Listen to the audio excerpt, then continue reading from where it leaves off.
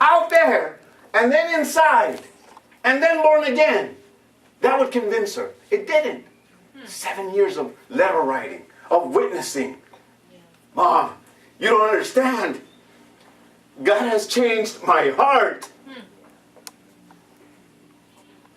I can't even harm a fly now. I can't even do that.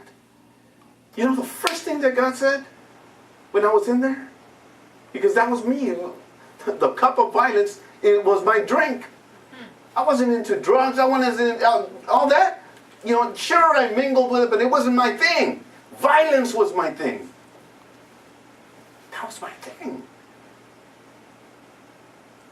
And He took a stony heart and replaced it with a heart of flesh. You know, the first thing that I told the Lord, I'll never put my hands on another person again. I'll never shed blood again. That's my promise to you. I'll never hurt another person again.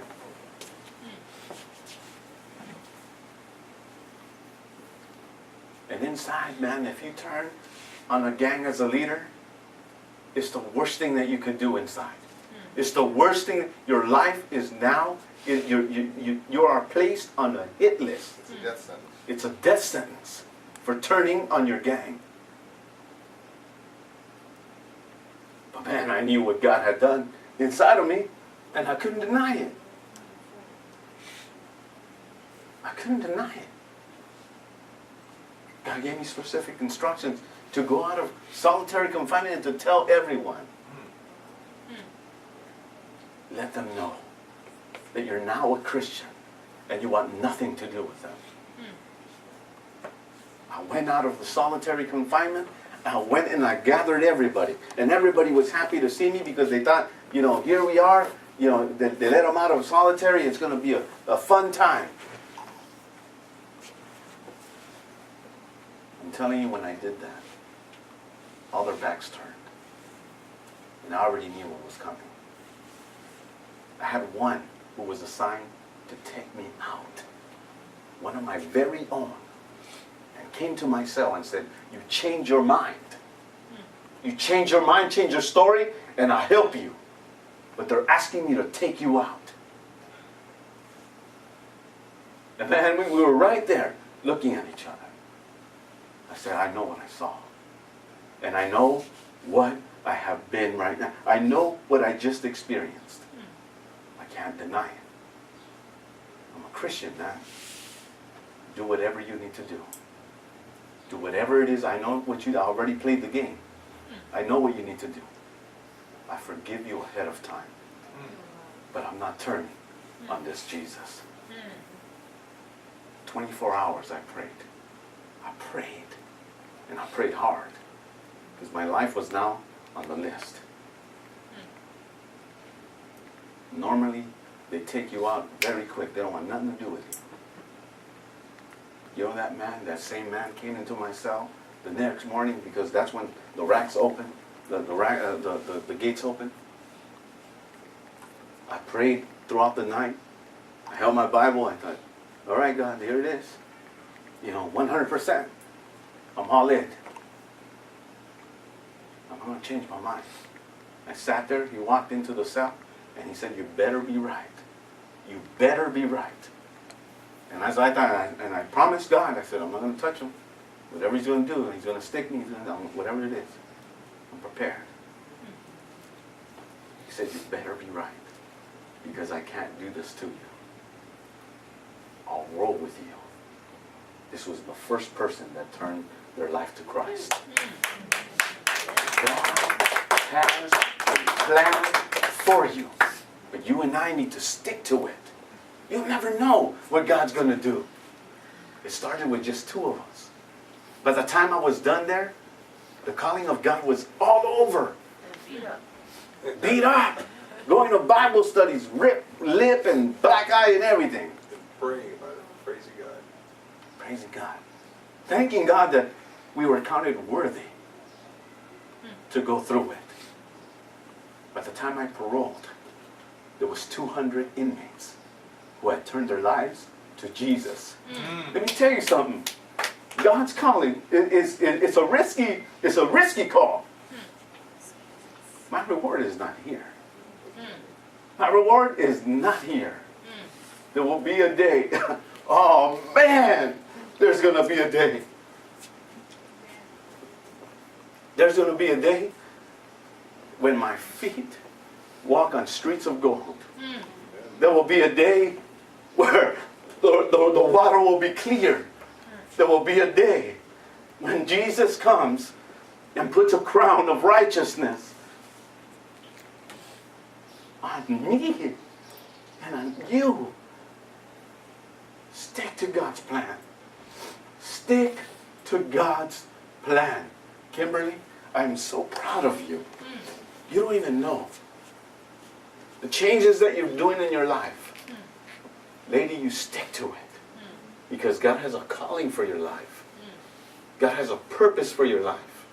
And I can't wait to see the years that are going to face you.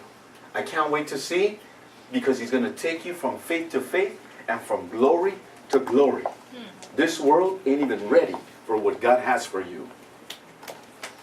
Stick to God's plan. Let me read something to you. In 1789, in the Scottish manufacturing town of Newcastle, a young woman began teaching a Sunday school class of poverty-stricken boys.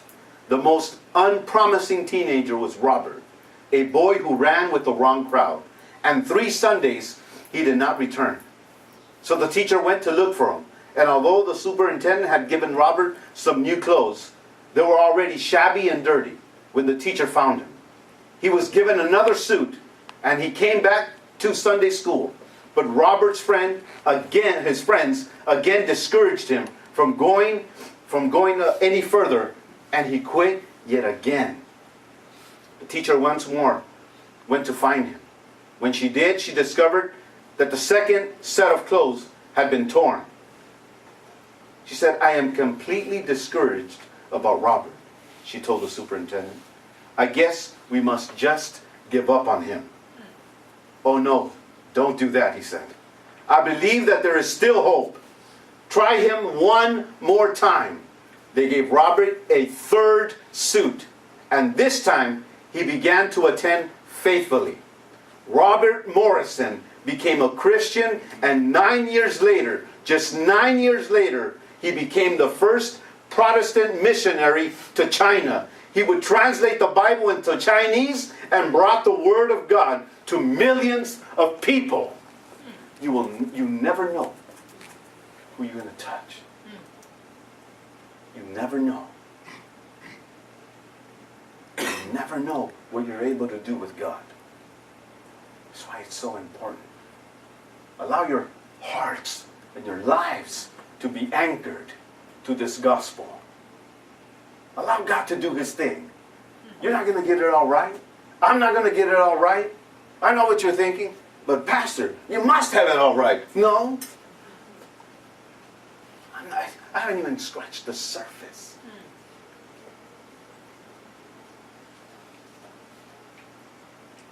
I know who I serve. I know who I serve. I can't wait to see Jesus. Amen. I can't wait to see Jesus. I had a dream last night of me being just there before His presence. Laying there before His presence. What a great dream. To just be there worshiping.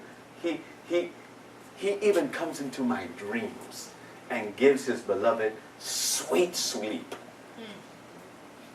He gives His beloved sleep. How would you like to wake up after a dream like that? You keep drawing nigh to God. God will keep on drawing nigh to you. You keep on doing it. In 1 Timothy 4, chapter 4, 12 and 14, Paul says to Timothy, "Do not neglect the gift that is in you." Timothy is a young pastor, and Paul, perhaps being Timothy's pastor, sees something that gives a direct encouragement to Timothy. He says, don't neglect it. There's a gift inside of every single person that is hearing my voice right now. There's a gift Don't neglect it.